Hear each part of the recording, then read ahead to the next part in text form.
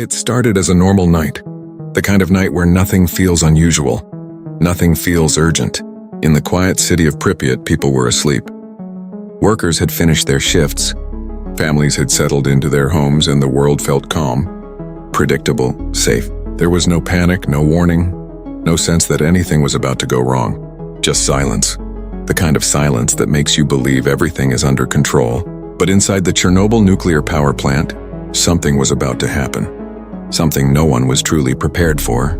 It was late, past midnight. Inside the control room, engineers were running a test. A routine test. At least that's what it was supposed to be. The goal was simple on paper: to see if the reactor could still function safely during a power loss. It didn't sound dangerous. It didn't feel dangerous. It was just another procedure, another task in a system that people trusted. But something was already going wrong.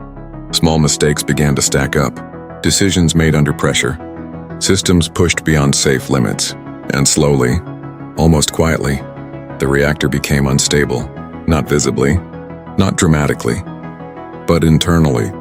Deep inside the core, something was building, something invisible, something dangerous, and no one in that room truly understood how bad it was becoming. At 1:23 a.m., everything changed. There was a sudden surge of power, then another, then an explosion. Not a small one, not something contained. A massive blast tore through the reactor, ripping the roof apart, exposing the core directly to the night sky. Flames erupted, debris scattered everywhere. Pieces of burning material landed on the ground, on the surrounding buildings, even on the roofs nearby. And in that moment, something else was released. Radiation, invisible, silent, deadly. But here's the terrifying part. No one outside knew. Firefighters arrived within minutes. They didn't hesitate.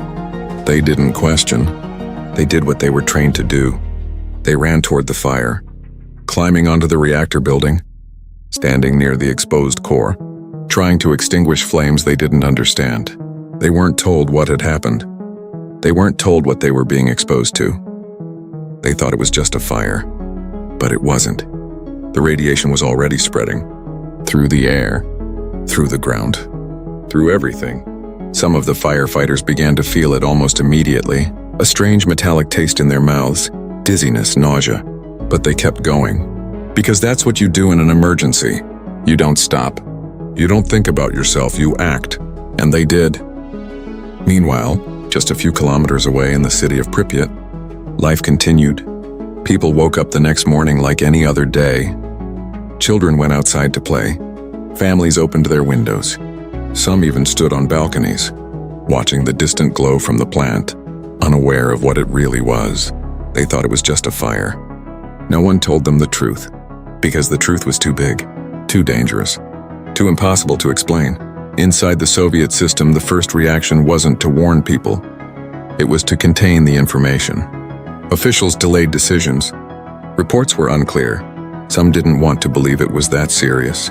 Others understood, but hesitated, because admitting what had happened meant admitting failure. And failure, at that level, was something the system wasn't built to handle. So time passed. Hours turned into a full day. And still, no evacuation. But radiation doesn't wait. It spread silently through the city. Invisible particles settling on buildings, streets, playgrounds, on people. Children running outside, breathing it in. Families eating, drinking, living, completely unaware that they were being exposed to something that would change their lives forever. By the time the evacuation was finally announced, it was already too late. Buses arrived, hundreds of them. People were told to pack lightly, just essentials, documents, maybe a few personal items. They were told it would only be temporary, just a few days. No one said they would never come back. And so they left, an entire city, emptying in hours, homes left behind, toys still on the ground, food still on tables, lives frozen in time, and Pripyat became a ghost city. But the disaster didn't stop there, because what had been released couldn't be contained easily. Radiation spread beyond the city, beyond the country, across borders, across Europe. Other countries began to detect something strange. Radiation levels rising. Without explanation, it forced the truth into the open. the world began to realize something had happened. Something massive, something dangerous, and suddenly, it could no longer be hidden. Efforts to contain the disaster began on a massive scale. Workers, soldiers, engineers, thousands of people were sent in, many of them knowing the risks, many of them not fully understanding them. They were tasked with impossible jobs: cleaning radioactive debris, sealing the reactor, building barriers, all while being exposed to deadly levels of radiation. Some of them stayed for minutes, some for hours, because that's all it took. Helicopters flew over the reactor, dropping sand and materials to try and suppress the radiation. Workers dug beneath the reactor to prevent further contamination.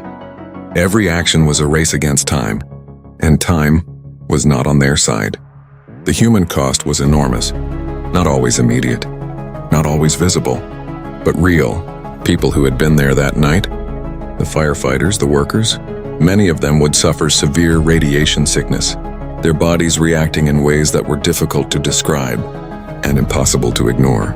And others would carry the effects for years, for decades, because radiation doesn't just disappear, it lingers in the environment, in the land, in the lives of those affected.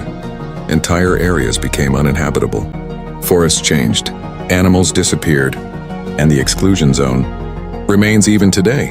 A reminder, a warning, because this wasn't just an accident, it was a chain of decisions, small mistakes, ignored warnings, a system that believed it was in control until it wasn't. And maybe the most haunting part of this story is this: the people didn't know. They woke up that morning thinking it was a normal day. They went outside. They breathed the air. They lived their lives, completely unaware that everything had already changed. Because the danger was invisible, and by the time it became visible, it was too late. The disaster was too big, too powerful, too widespread, and no matter how much they tried to hide it, they couldn't. Because some events don't stay contained.